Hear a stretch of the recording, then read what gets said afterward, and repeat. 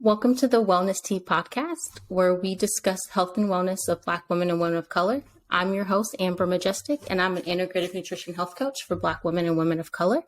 And I would like to introduce my guest, Kaciny. How are you? Hi, I'm doing well. Good. Yeah. You want to tell everyone a little bit about yourself? Yeah. So like Amber said, my name is Kaciny. I am a virtual assistant by day, singer-songwriter by night. Yes. You can find my music on Spotify, all that fun stuff.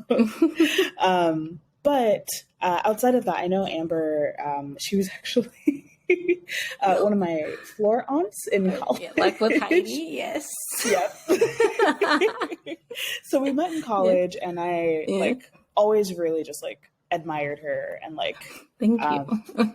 Yeah, no, it's true. You were a bio major, right? Yes, I was.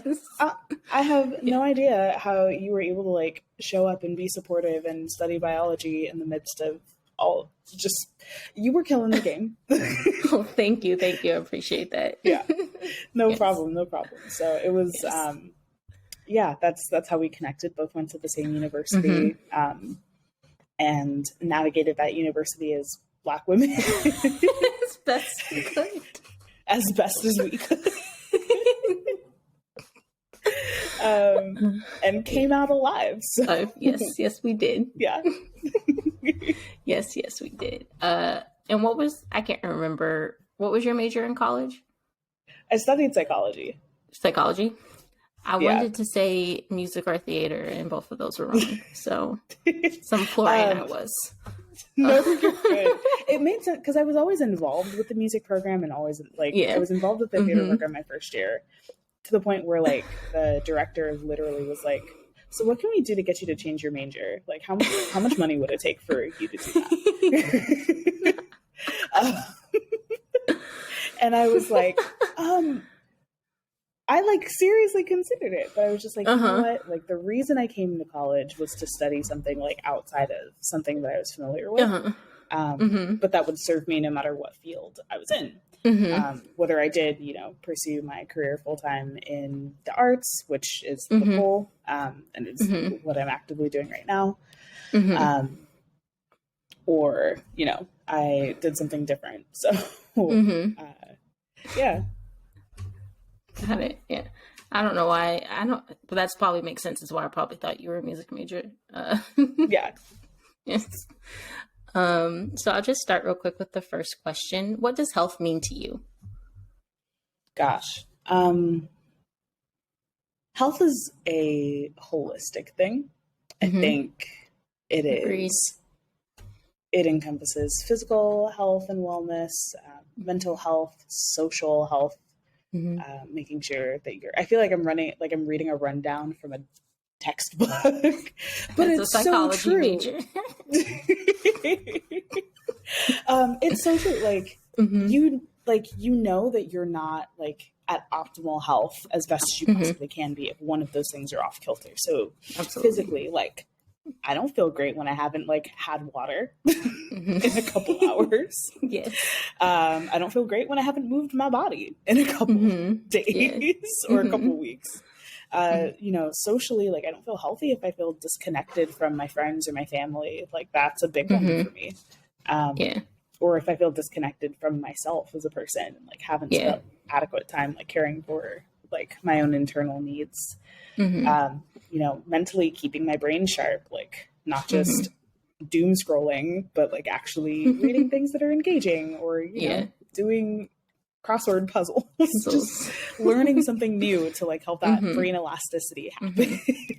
And they all work together to make sure that, you're as healthy as you can possibly be. So, yeah. Yes. Sorry, my dog is barking. I don't know at who. But you're good. I like that you said that, in a sense, you're talking about you don't feel well when you don't drink water or you don't move your body. And it's something I've kind of been talking a lot about lately is your body tells you what it needs. And oftentimes we don't listen to our body, so we don't know what our body needs. and that's partially from what I've talked about with other, like the culture that we come from. You just keep moving, right? Yeah. We're taught and trained to just keep moving. Yeah. It's like, I'd say another perspective on that is like self-trust.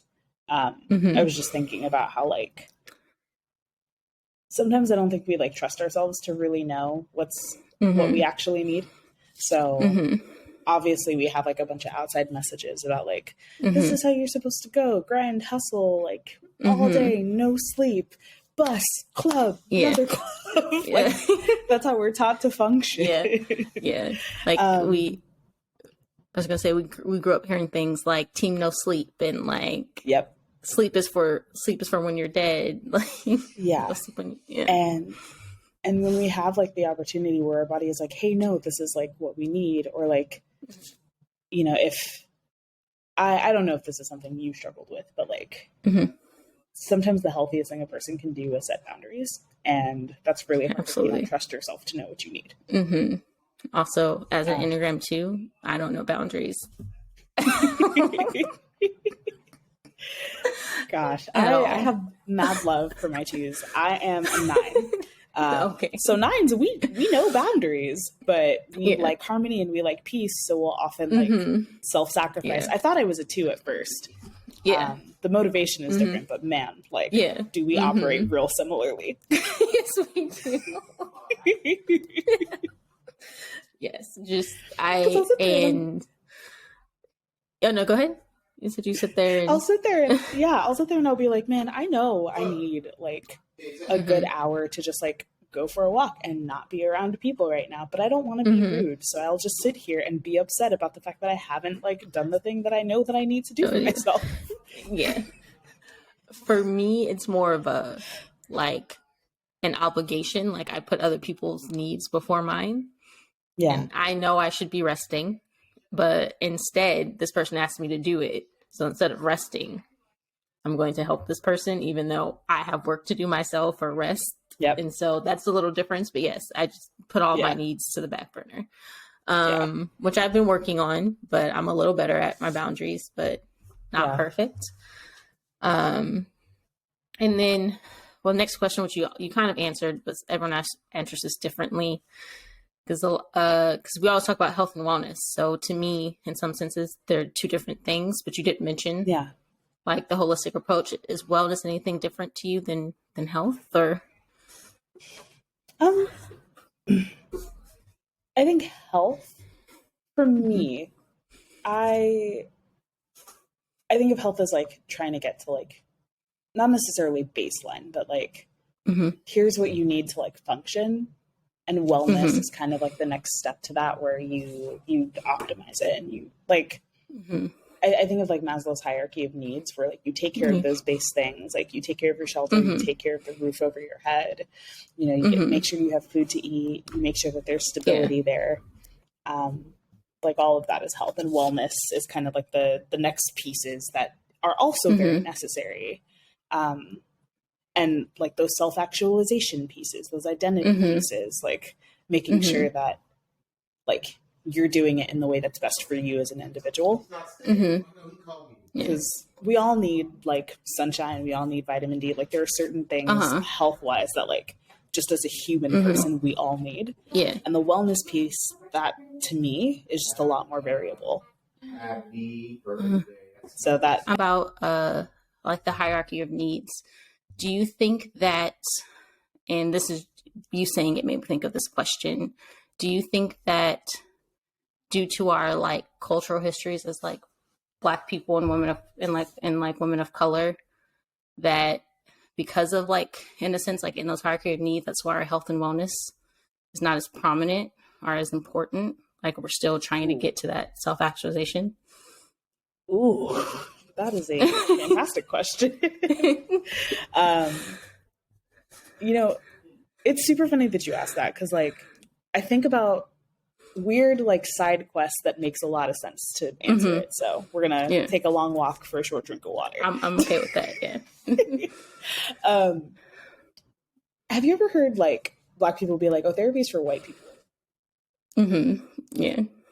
So when I was thinking about the answer to your question, like, I think the answer is a real firm yes. I think if you think about the history of like African Americans and the diaspora, I'm Haitian American myself. So the history is a little bit different, but we definitely showed up on boats. We definitely were enslaved. Haiti was like, absolutely not, get off of my land. We don't have time for this. And then had to pay France like a stupid amount of money that, you know, landed us in the situation that we are now, where we're constantly in survival mode. And you see a variation of that in, you know, Black Americans, where it's just, there's this sense of survival. So I feel like Black people in America in particular, and a lot of other places, have had to really focus on getting those like first 2, maybe 3 on lock. And if you're not familiar with the listeners aren't familiar with the Maslow's hierarchy of needs, like the first one, like baseline, is your physiological needs. Like, do I have food, and am I sleeping? The things you need to survive. Do I have water? Next is safety. Do I have a roof over my head? Am I secure? Maybe like financial security. Am I going to like lose my house tomorrow? The next one is like love and belonging. So do I have meaningful relationships? Do I feel like I belong? Do I feel cared for? The next one is esteem, which is around like self. And then finally you get to self-actualization. Like esteem is like self-esteem, confidence, achievement, and self-actualization is like, you know, accepting facts, problem solving, spontaneity, creativity, like just all of the things that kind of lead to human achievement, like humanity moving forward. And it's really hard to think about building self-esteem when you're not sure if you're going to have food the next day. It's really hard to like think about how to be creative when you're like trying to recover from trauma, and like your sense of love and belonging has been tremendously impacted because you're walking in around, like, I feel like I've walked around in a world that has just not really been very kind to Black women, period. So like, I think the answer to your question is a firm yes. I think Maslow was not thinking about Black people when he absolutely wrote the hierarchy of needs. And it's funny that you say that, because in high school, in English class, I learned about that hierarchy of needs, but we used it with Their Eyes Were Watching God. So I learned it from a Black perspective, which is interesting enough. But we had to. I think we might have read the book and learned about it, and then we watched the movie, but we had to do like a paper. But that's how I learned about Maslow's hierarchy of needs, was through Their Eyes Were Watching God, ironically enough. I don't know what school you went to, but I needed to go to a school that taught more Zora Neale Hurston. That is the only one that we probably read. There weren't a whole lot of Black, but I also went to, so I grew up, my high school, I went to school in Reno Valley. So it was actually an area that was predominantly Black and Hispanic, and minority was actually white, which was part of my culture shock of vanguard, because that was never my story. I like, even and when we lived in LA for elementary school, I went to school predominantly Black and Hispanic all through primary school, and then college it was like, what? What is happening? So that might have been part of it, even though my teacher was white that did it. But other than that, we read the typical Black, we read Frederick Douglass. So this book, everything else is kind of normal. I think the only other Black book I read, and it ended up not being a book, they ended up switching our, like, I was in like a honors English class, and we were supposed to have one teacher, and he gave a reading list for the summer, and then they switched the teachers. But it was a book, I think it was Zadie something, and I can't think of her last name, but then it was like, we read it, and then like, it was nothing to do. They didn't, they chose a different like English teacher after that. And so, I don't know, but those are probably really the only big, like, African-American author books that I read in school. My experience is not the same. Like, in elementary school, like I'm from Brooklyn originally in New York, so definitely predominantly Black. Like it was a pretty good melting pot. Like I could walk into my school and like, you know, see kids speaking Creole with their parents like me, but then, you know, you have the, you know, Dominicans, you have Puerto Ricans, you have Jewish people, like just all sorts of, it really was like a big melting pot. And then it wasn't until I moved to Florida that it was like, oh, like, why aren't there Asians here? Like, where is everybody? Where is everybody else? And like, particularly being in honors classes, like I remember being one of like maybe 4 or 5 Black girls in like, all of my honors classes. And like just having a very white lens. So like we didn't actually read Frederick Douglass. Like that wasn't part of the regular like English curriculum. Some of the historical stuff that came up, like, but it was a very like white lens of things. So I would say for some wasn't that much of a shock. Like I get like, in terms of like learning history, like we don't really learn a lot of that, but my dad is a big history buff and he's always been big on like teaching us Black history, which is funny because I to think of this story. So in middle school, we always had to do, it's called like a Pringle project. You're supposed to use like a Pringle can to do a American artist history, like an important person in American history. And my dad, because of my dad, me and my brother have always been really big readers, and we knew a lot about Black history because of my dad. And so because of that, one of my dad's favorite poets is Langston Hughes. And so I chose Langston Hughes as my like my person of like important American history, but also you don't learn about the Harlem Renaissance in school. But I had a really great teacher, Miss DePass, and she took the time. We had to present it to the class. But from that, she took 10, 15 minutes and explained to the class like what the Harlem Renaissance was. So it wasn't like a negative, it was luckily a positive experience, but I know that's not for most people.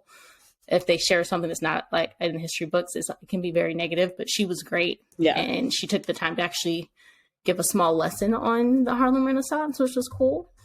But because of my dad, we were that people. We were always like doing stuff no one ever heard of before. No, definitely can relate. You know that like that made me think of the Sister episode for some reason. And there's this painting that's like in a lot of households with the like people dancing. Like I don't know why that specifically makes me think of like the Harlem Renaissance. I think it was the context of the episode and like things they were talking about. But that's like what came to mind. I remember seeing that episode, having great conversations with my family, and like never hearing about those things in school. All those things we never heard about in school are like, my dad was always the type, like if we learned something in school, and a lot of the times we like, because they kind of build on things. So a lot of times when you first learn something, it's a very skewed view, and he'd be like, no, that's not what happened. He was that person. He was that dad. Like, this is not what happened. It's like Thomas Jefferson. He was honest. But he was always very honest about our history. Like he was always the person, like, especially as we got older, like middle school, high school, he'd be like, you don't want to, you don't have to stand for the pledge. Like he was always that, like, this wasn't made for us type of. Shout out to your dad. Shout out to your dad. That was my dad. Very much my dad all the time. Like, my dad was pretty similar. And again, just like a slightly different lens. Like nobody really talked about Haiti. Like I remember being asked by kids, like, where is that? Is that like, did you say you're like Asian? I'm like, no, I'm Haitian. No, Haiti's like a small, it's a small island close to Cuba, island of Hispaniola, same, like I got really excited when it did come up in school from time to time for geography. But like my dad was just like, like Haiti was the first independent Black nation, and like I would go to school and like repeat that stuff. Yes. sometimes with backfire. We didn't grow up believing in Santa, and we ruined a lot of children's lives growing up. Oh no! Parents used to get so mad at me and my brother for that. No, you know Santa's not real, right? We never believed in Santa Claus. That was never a thing in our house. Like, he was like, not today, not my kids. No, he had a song and everything. It was no, yes. No, he did it. Yes, can you remember the song? Oh, absolutely. It's there ain't no Santa, there ain't no Claus. All it is your ma and your pa. That's just ruining lives as children.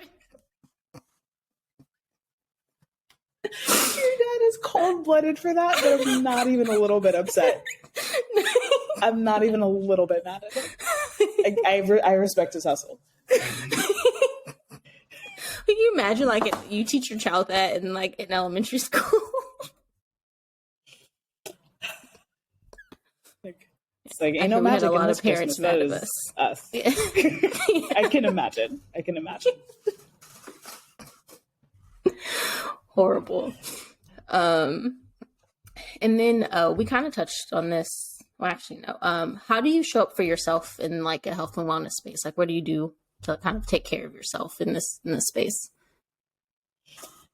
I feel like my answer pre-pandemic and post, not even post, in the middle of the pandemic, mid-pandemic,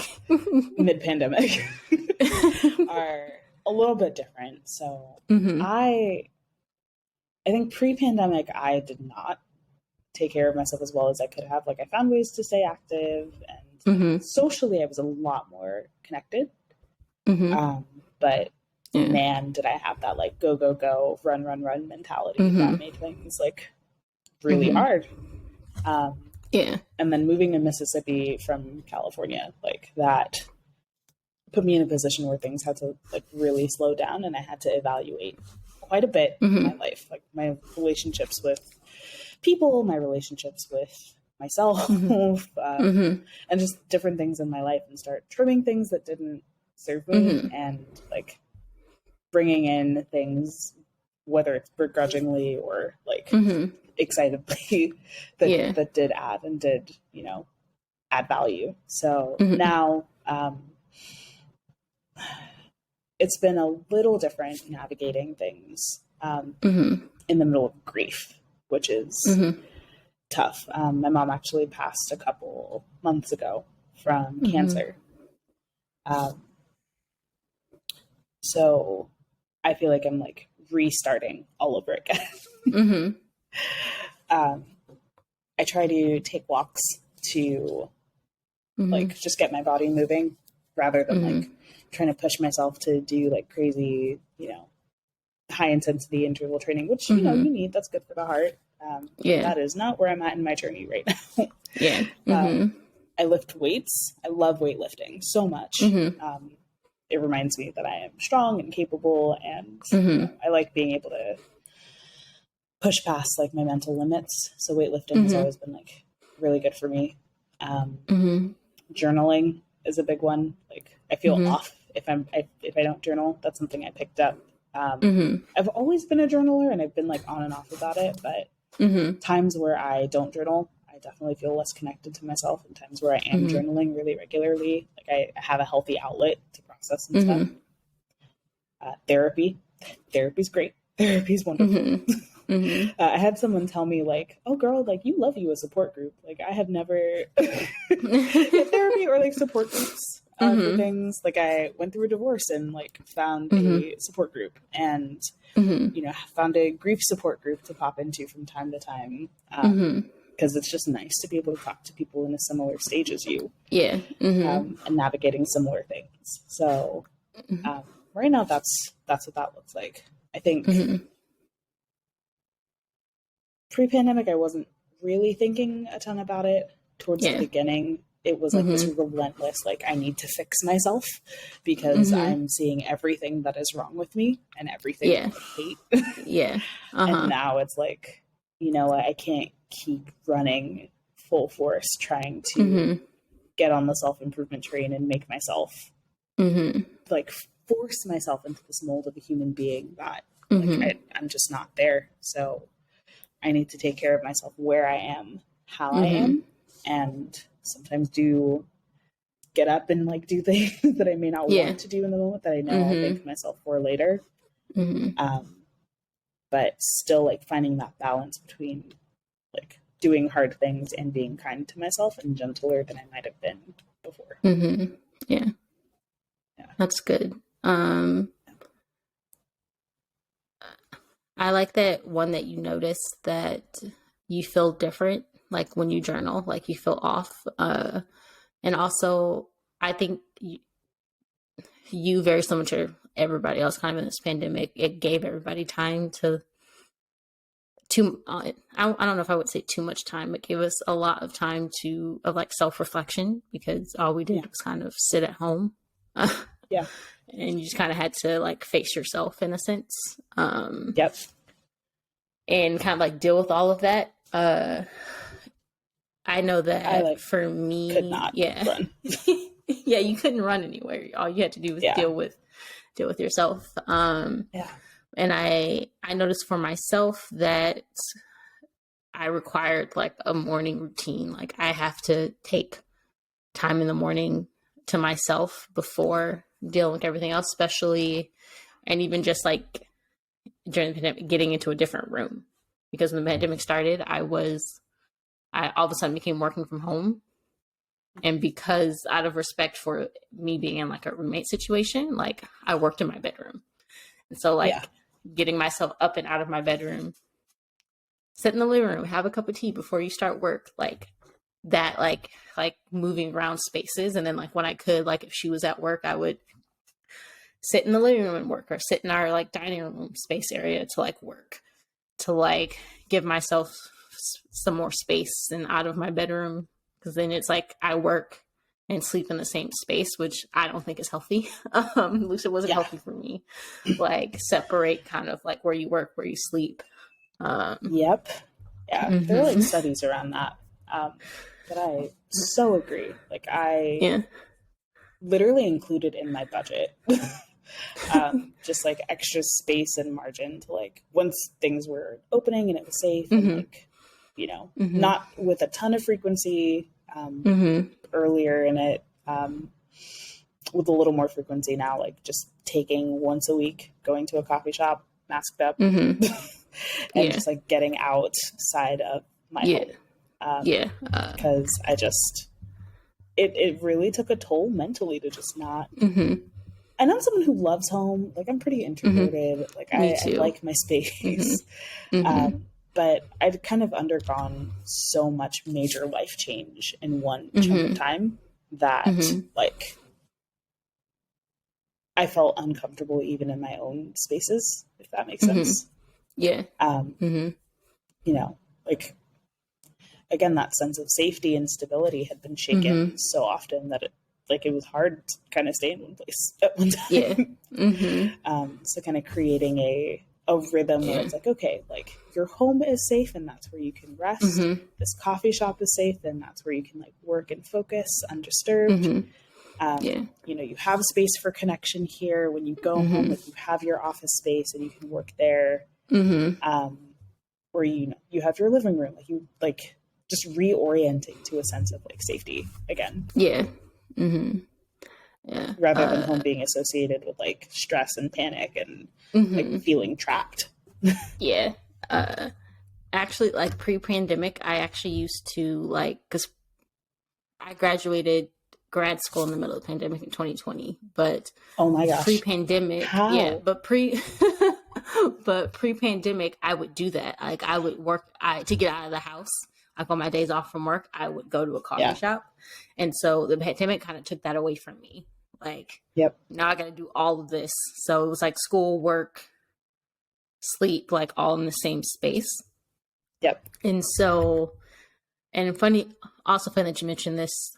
This morning was actually the first time I went back and spent a couple hours like at a coffee shop, like out of like out of my house. Nice. But I used to do that a lot, like go to a library, like go to the school library, or like go to a coffee shop and and do my work there, just to get out of the house. Yep. And so that actually, in a sense, so I would I would sometimes, like, my apartment then had like a patio, and we had a table like on the patio. And so I would like go out into the patio to do work or read, like, just to get fresh air during the pandemic. Yeah. But yeah, my roommate would like come home and just find me on the patio, like reading a book. Yeah. Yeah. During those lockdown windows, like I definitely was like, I'm home and that's it. And I'm not going anywhere. Yeah. And as soon as like I felt comfortable, which in Mississippi might have been a little bit sooner than California, but I still was like, even more so, I don't trust y'all people. Like I still was like, I can't just, because at the beginning of the pandemic, I think I was living, I was like living with my mom for a period, and that was cool. But you know, there's a bit of cabin fever that sets in, and then the vast majority of it, I was living alone until pretty recently. And like I needed to get outside and get that like fresh air. I had my own space, which was great, so it was like nice to be able to move around and not, you know. But after like 2 weeks of not going anywhere, it's like, no, I like need human interaction in some way, even if I just like pick up this cup of coffee and like take it back to my house. Like, I need something. I need to know that was person. That was like just me going out to the store to get something. It was like fresh air for me. And also, we both mentioned us being introverted. It's funny because a lot of times people ask me like, oh, how do you like working from home? Or like, do you miss like being in the office? And part of me is like, as an introvert, working at home is great. But the other part of it is like having to physically go into work requires me to be social. And that's good. Like it's a forced having to be social because as an introvert, I don't want to be social, but I know that it's necessary. You know what I mean? Like, And so like part of me like kind of misses being in the office. And the other part of me is just like, it's nice to just like do my work and be done with everybody at the end of my 8-hour day. But in a sense, I miss that social aspect of going into an office. Every day. Yeah. I vibe with you like on some of that. I think for me, like I really do love working from home. I like being able to like have that flexibility and like have my own say on like when I do things within reason, of course. But like for me, I think of like introversion as like a battery, and like you know, extroverts, their battery is full around people at all times. Like that's what recharges them. And then when they're not around people like that, that battery slowly diminishes. For introverts, like it's the opposite. Like we're around people and it takes so much energy. So much energy in that alone time. Like you just are refreshed and renewed, and it's great. But for me, it's like, okay, my battery is like always full. I think that like I need that's this part now. of it. Like I need to release that. I need to release it. You saying that made me think of like how like as cell phones became a thing, we learned like to not overcharge our cell phones. Like, so in that same sense, like we're not during the pandemic, we're not being social, so like our batteries are like overcharged, which is also like detrimental to you as well as an introvert. But and so a lot of times people think that's weird when I say that. I'm like, I like yes, working from home is cool, but like I also kind of still need to talk to people, get to know people. And then this is the part that we actually kind of touched on. But why do you think that health and wellness is important for our community? Oh God, like, because we deserve it. Because it's like, because therapy isn't actually just for white people, and neither is eating healthily or you know, staying active. Like, there is so much that I think Black women in particular have been in this seat of like giving and sacrificing, and you talked about being an Enneagram too, and like you know, running past your meter in service of other people, which like is beautiful in some ways and so detrimental in others. Yeah. But that's how we're taught to function. Like, if you're a Christian background, double that. Yes. As a woman, then as a Black woman, then as a Black Christian woman, and having your faith tied into that. Like that's, you're from 3 different directions. You're being told you don't matter. Yeah. Like you just don't. And your needs don't matter and your wants don't matter and taking care of yourself doesn't matter. Like wring yourself dry until you have nothing left to give, and then we'll celebrate you after you're gone. Right. And that's just not a sustainable way to function. Like, absolutely, I would rather be a deep, rich well with a lot to give than like a water bottle that is just like crushed up and thrown. So health is so imperative because we don't get to replenish that well if we're not doing what we need to do to make sure that we like live longer. Just like in the physical sense, if we're not like leaning on people. Like I don't love talking to people about issues in my life. It feels extraordinarily vulnerable, and it's uncomfortable, but I know I need to do it so that I'm not perpetuating this like super strong Black woman myth. The strength comes from being able to be vulnerable and lean on people and journey through hard things. So like, it's important that we take care of ourselves in a world that's not really going to prioritize, that has actively benefited actually from not taking care of us. So, which is like, and then it's like with that, it's important to find ways to do that because those types of places aren't readily available for us. Yeah. Which makes it like 10 times harder to take care of yourself if it's readily available. Which once again was kind of my goal of this podcast and my health coaching. Like we don't have those spaces, and I want that to be a space for Black women of color. That's why that's like my focus, is because we don't have places like this. Are people being vulnerable like this on podcast, or like I feel like this is a very taboo place for our community. It can be for sure, but it doesn't have to be. And it doesn't have to be. I'm so grateful for you for doing this, and like just other Black women who are speaking up and stepping up and saying, "Hey, girl, like it doesn't have to be like this. So we can choose a different path." So thank you so much. Oh, thank you for being here. I appreciate it. Like you said, I know you mentioned you don't like being vulnerable, and I know you have been here. So that is seen, that is honored, and I appreciate it. Thank you. You're welcome. Thank you. And then during this conversation, has there anything else come up for you that you would like to share, or? Really, like,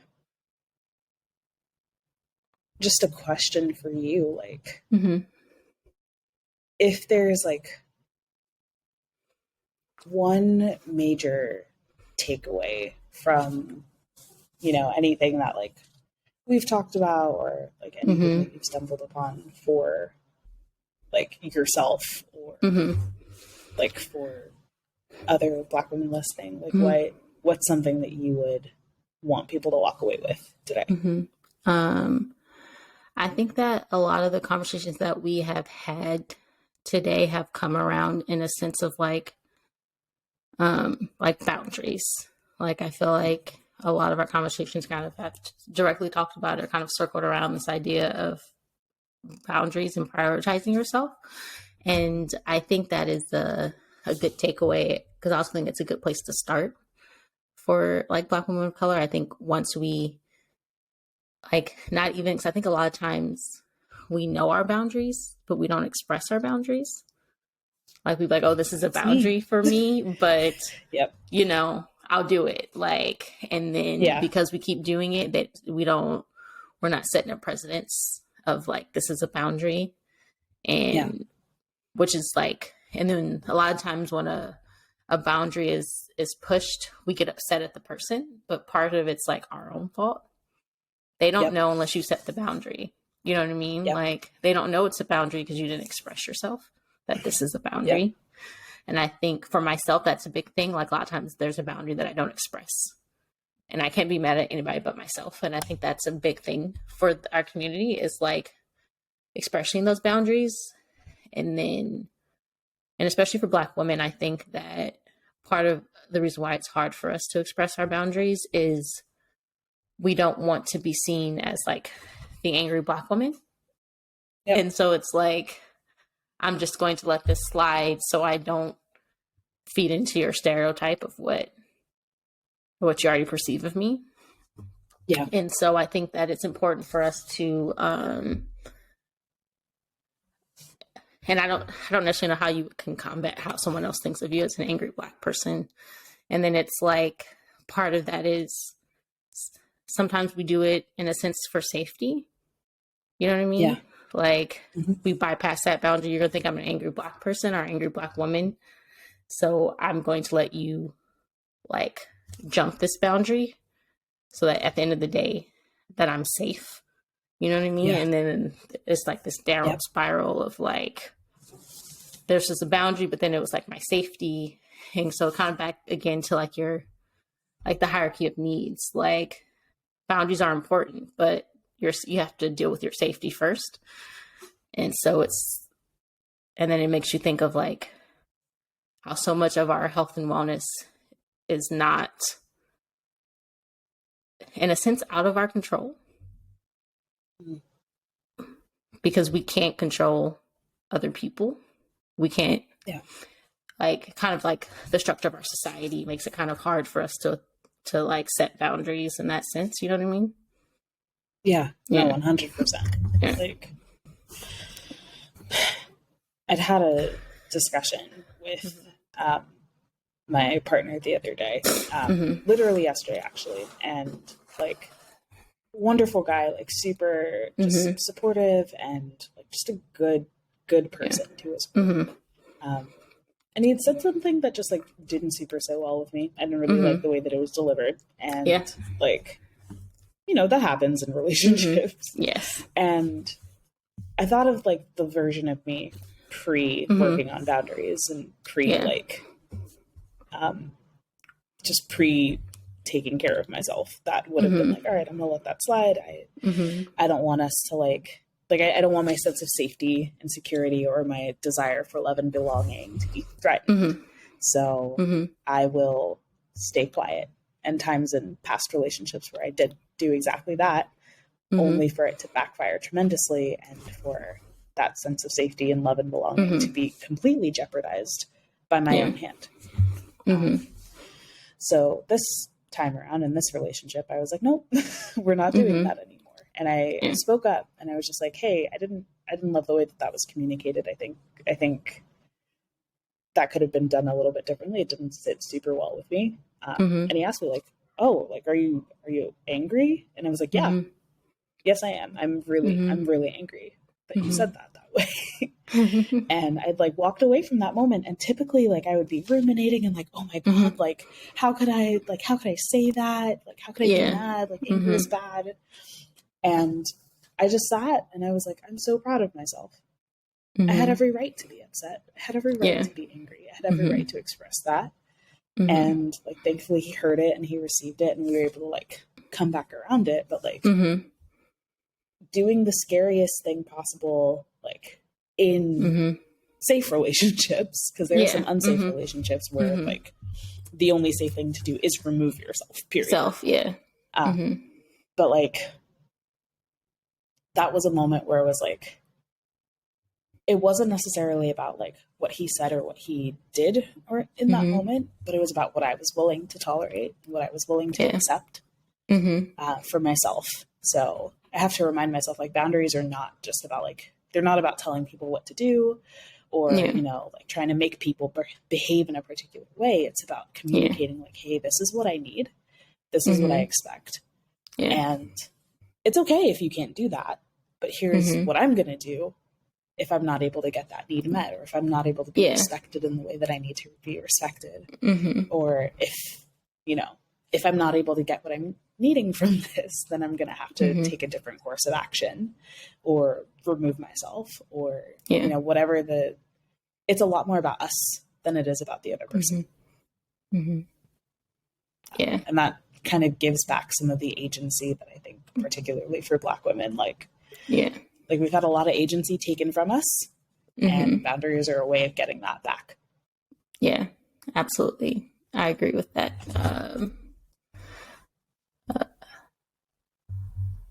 I lost my train of thought. I'm sorry. No, you're so good. You just you said so much good stuff that I was like, oh yeah, oh yeah. Yeah. Oh yeah. Yes. Yeah, and I think that I think also kind of in the sense of what you're talking about, like kind of gaining our agency back. I think a lot of the times as Black women, we're trained to protect everybody else, especially Black men, over ourselves a lot of the times. And I think it's almost in a sense like it was like culturally ingrained in us, but I think it's also just like an instinctual thing of our culture is to protect everybody else, but also in the sense that we have also a lot of the times the stories of Black men, the sort of things that happen to Black men are often put above the stories that have happened of things that happen to Black women, even in similar situations like that. A lot of that got brought up with like, we talk a lot about like police brutality. A lot of times it's focused on Black men when Black women experience a lot of the same things. And a lot of times those stories are put above our Black women's stories, and those conversations are left out. And so a lot of it is like having conversations like this we always have to take an extra step of like, oh, hey, like us too type of thing. That's also in the sense like a lot of times like Black women are considered like double minorities, like we're minority by race and by gender. And so don't throw like if you happen to, be LGBTQ plus, or if you're a trans woman, or like then you're just gonna add a whole bunch of the whole like it's like the intersectionality of that.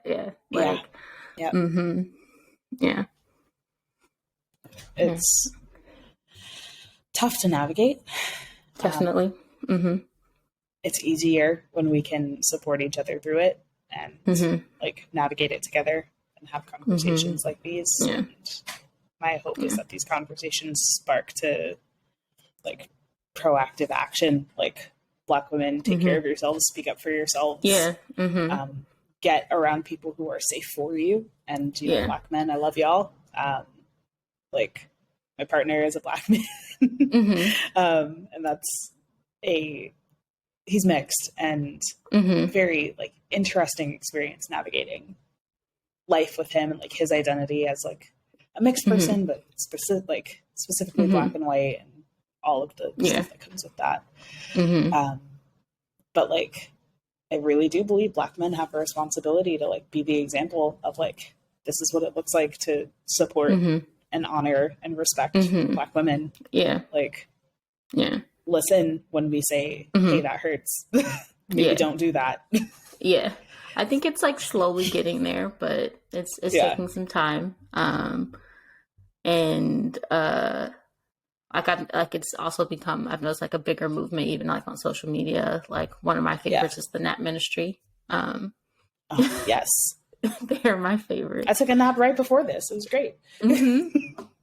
That's actually one of the things my mom used to always say that also is quite surprisingly as an Enneagram too, but even as a child, like if I was tired, that's always been like my one boundary is if I'm sleepy.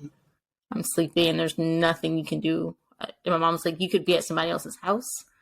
If you're tired, you will go to sleep. You will take a nap. She'd be like, there'll be a house full of people. You will go to sleep. You will go up to someone's room and just. It's always been my one boundary is a nap. Yep. that was true in college.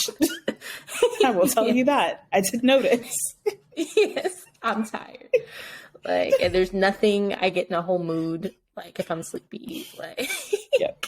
It's always been my one thing. Yeah, I don't have time for this. No, I'm going to go to sleep. But I think also, especially in college was an adjustment for me in regards to like being an introvert, because surprisingly enough, my parents and my brother are also introverts. And so I didn't realize I was an introvert until I got to college. And so, because I was always really social and stuff at school, but it's because at home we all had our own spaces. Yeah. And then I like got to college and I had roommates and a floor of girls and like. You did not have space. No. And so that was like part of the culture shock for me in college, was like, why do I just want to get away from people? Like, I didn't get it. Because I had so much space at home to be by myself. I was like social at school and I would do after school. And then like college was like, what is this? Yeah. Nope, can definitely relate. Because I definitely had overprotective parents, overprotective Caribbean parents. So I didn't like get to go out and like get to do like all of the. I spent a lot of time on my own, and kept my own company really well. So anytime I did go, like I was ready, like bubbly, ready to go, and like was still pretty described that way through college. But it was one of my friends from high school who was just like, sometimes you'll just like fall off the grid. Like, we won't know where you are, what you're doing. Like, you'll just fall off the grid. And I'm like, yeah. Because I'm tired of y'all. Because I love you, but I'm tired of you. And I need energy. I'm tired of people. Yeah. And I need to refill my battery so I could, like, not be tired of y'all.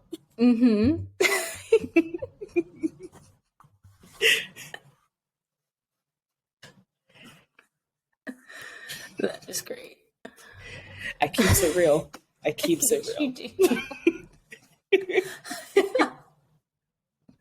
Well, I've never put it that. I just feel like I'm sleepy. Like, never just been like I'm tired of y'all. Like, because it's not the most socially acceptable thing to say. But wait a second. Yes, not at all. Like, I would rather be in my bed, not talking to a soul, than being in this moment right now. And my feelings will change after I go to sleep and have alone time. And I'll wake up tomorrow and this will be where I want to be. Today is not that day. This moment is not this moment.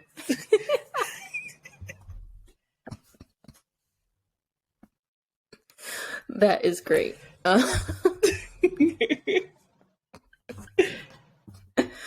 Usually right now it's just me not replying to text messages or answering phone calls. Like, I might like your TikTok or Instagram message that you send me, but between the hours of 9 and 7 a.m., like, don't expect an actual response. No. My business hours are closed. Really. My mom be like, she would like be talking to someone and they'd be like, oh, like, I'm gonna call. She's probably not gonna. She'd be like, it's night. She's probably does not want to talk to me. You get me at 8 a.m., I'll probably pick up the phone. But 8 o'clock at night, I'm probably asleep. Yeah. If I am not out with you actively doing something fun, I'm not talking to you. Past night. I also noticed for me, and I don't mind going out, but I don't like going out last minute, so I can mentally prepare myself. Like, if it's something pre-planned, oh, we're doing this, okay. I got a week to like wrap my head around being out. But like, hey, you want to go out to a club? No, not tonight. That was not mentally a part of my plan. And I'm not ready. It definitely takes preparation. I've definitely seen on the like Enneagram 9 like meme pages. Because like sometimes with those last minute plans, like I actually like them because I don't have too much time to think about it, and I can just be like, all right, fine, we're going. Like, depending on what it is, like I'd be like, sure, but certain things I'm like, no, no. I gotta prep. I gotta plan. I know. But there's some things like if I have like too much time ahead, like a doctor's appointment, or like if I know that I have like a coffee date with someone, all I can think about is that thing that I have scheduled that day. Yeah. And I feel like I just can't do or think about anything else but that thing, that interaction I have to have, that thing I have to do. So I'm like spending all day overly mentally preparing myself to have this interaction. That might be like an hour, might be two. Yeah. But I'm just like, I'm sorry, I'm not available for anything else because I have to do this one thing. I don't necessarily do that, but most of the time, if I have enough time ahead of it, like, I'm okay. Unless it's something like, usually maybe the only time I'm like that maybe is if like I have to have a tough conversation with someone. Like I can overanalyze and overthink that, like, or like I hate when sometimes my fiance would be like, I need to talk to you about something tomorrow. Just tell me now. I don't want to like have the suspense. I'm going to spend 24 hours trying to figure out what you want to talk about. There. Especially if it's something like light or like something like pretty innocuous, like, yo, we got to talk about the budget. Like, just say that. Like, yeah, I will create time and space to talk about the budget tomorrow. Beautiful. Don't just don't be like, I need to talk to you about something. Yeah. What? Is someone dying? Yeah. Like, are we good? Like, are the boys in the hood? Like, what's going on? Right. I hate that. Or like, if I know it's going to be, like, for me, like, if I know that I need to have a conversation with someone, a lot of the times I will, like, overanalyze having that conversation with someone. Like, and I, like, will put more stress on myself overanalyzing of how they're going to react. Instead of just having, which you have no control over. Right? But instead of just having the conversation with them, like. Yes. Yeah.